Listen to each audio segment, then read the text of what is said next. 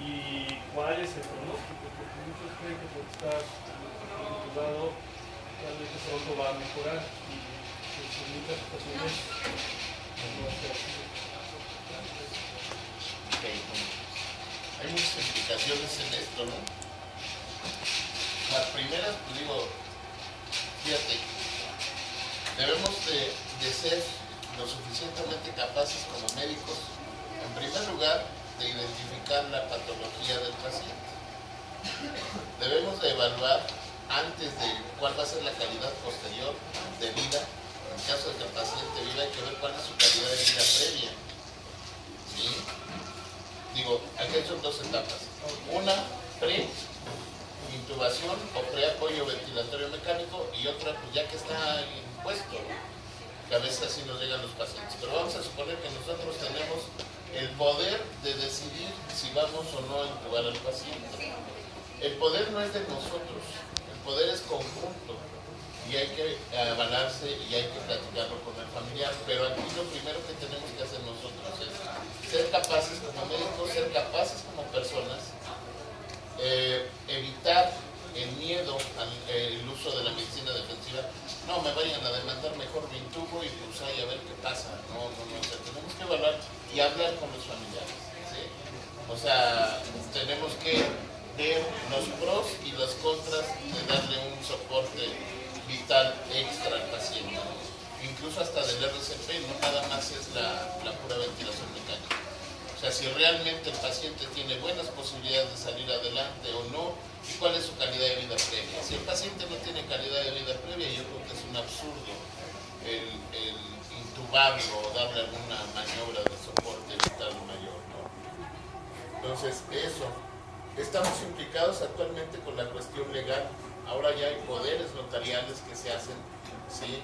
En los que el mismo paciente decide, tú vas con el notario y le sabes que yo no quiero que a mí me hagan maniobras de resucitación, ni que me den soporte ventilatorio, ni nada, ¿sí?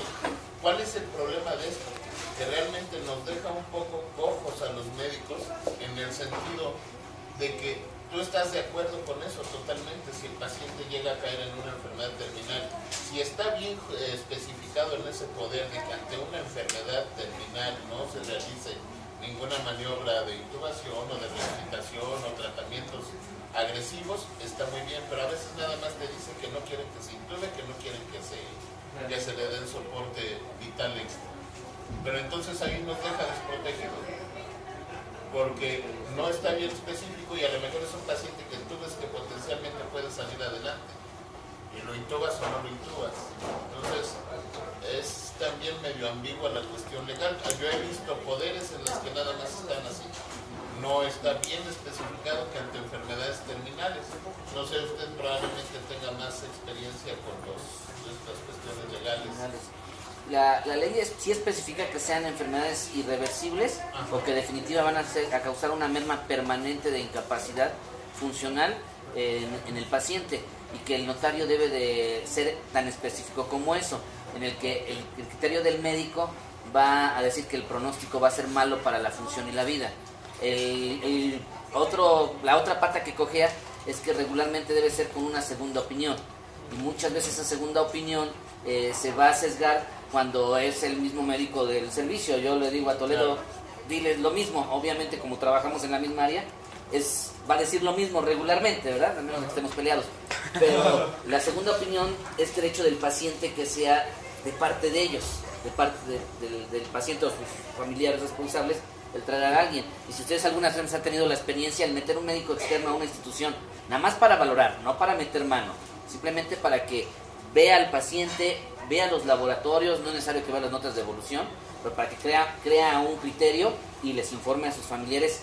No es imposible, pero es muy difícil por cuestiones administrativas, que a veces retrasa tanto que el paciente suele ganar, ¿verdad? Pero sí, la ley sí lo estipula, el que se diagnostique un problema terminal. Si no es un problema terminal, a lo mejor lo básico es un paciente que se operó de la vesícula e hizo una tromboembolia pulmonar, que ahí sí todavía tiene probabilidades, pues no es una enfermedad terminal, deberíamos de poderle ofrecer.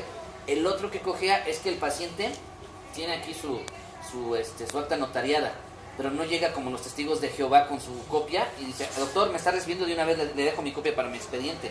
¿Sí? No lo hace. ¿Quién lo trae? El familiar, pero el familiar no está de acuerdo. A lo mejor la esposa dice, no, yo no quiero que se clave mi marido.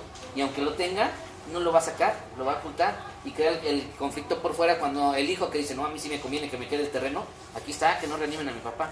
Esa es la otra parte coja de esto, ¿no? Que no lo reanimen. Pero sí, la ley sí estipula que tiene que ser así.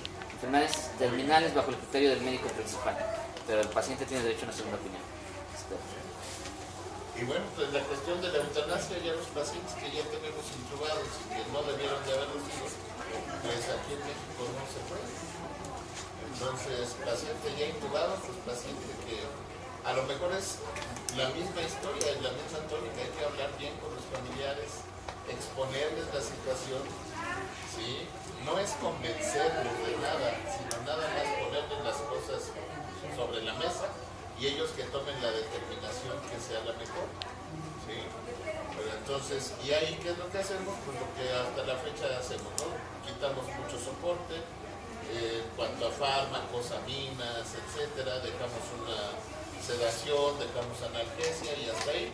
Y en cuanto a la ventilación mecánica, pues le bajamos los parámetros al mínimo, ¿no? Ya para dejar que el paciente cumpla con lo que tenga que hacer. ¿Vale? Bueno, y una cosa, creo que ya lo han estado diciendo, pero sí es muy importante recalcar que hay que ponerse al nivel de los familiares, siempre, siempre. Porque aquí en este hospital, y lo han visto, hay desde el que tiene estudios, posgrados, máster, etcétera, como el que está en el campo que no sabe leer. O sea, siempre hay que explicarle de la forma, obviamente adaptado al familiar, de la forma más clara posible para que ellos sepan pues, hacia dónde va todo.